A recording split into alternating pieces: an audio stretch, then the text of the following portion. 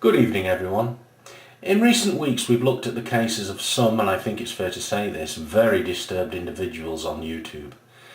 We've summarised the misanthropic, xenophobic rantings of Gratex, a pitiful, lonely man, the quintessential dullard, a creature so repellent he forces us to reconsider the demarcation lines betwixt great ape and hominid.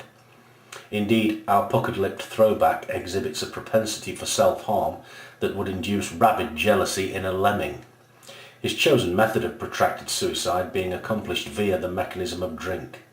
And of course this pre-shrunk homunculus has table manners that would make a warthog blush, compounded by, let's be polite, his rather sedentary lifestyle. And on to the man of the moment, the inimitable Pyrrho, our very own emotional amplifier, the man for whom, and I've said it before, meets every action with an unequal and opposite overreaction. A man whose drive and tenacity, whilst laudable, have no direction or purpose other than to service a gossamer thin ego. Pyrrho needs to take a well-earned sabbatical from YouTube and allow his higher cognitive self to soar. He needs to extract himself with our help from the labyrinth of madness that he seems presently confined to. He claims to hold a knowledge appertaining to physics, yet seems unable to recognise that he himself suffers inertia. Let's hope that with our help we can transform him, we can release all that pent-up static energy and turn it into productive kinetic energy, in essence moving him forward towards eventual social rehabilitation. If Pyrrho, you won't allow any concessions to my advice, then please, please, please take the advice of Wise Monkey and JPD. Don't be so foolhardy as to reject their sage counsel, my friend.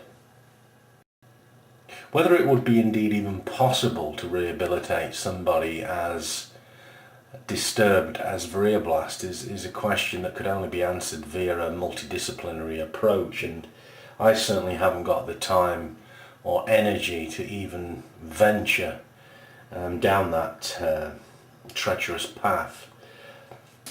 This is a man who is so far gone, so ill. The fact that he's still free to walk the streets is quite terrifying. This is indeed a young Caucasian male who has tattooed his face and changed his name to Mr. Nigger, yet still feels that he can accuse other people of being attention whores. The mind boggles. What kind of a mind is it that can't see its own blatant hypocrisy, let alone the irony of its own machinations? One can only feel pity for the owner of such a mind, so totally devoid of reason, so totally incompetent. Our thoughts are with his family at this time.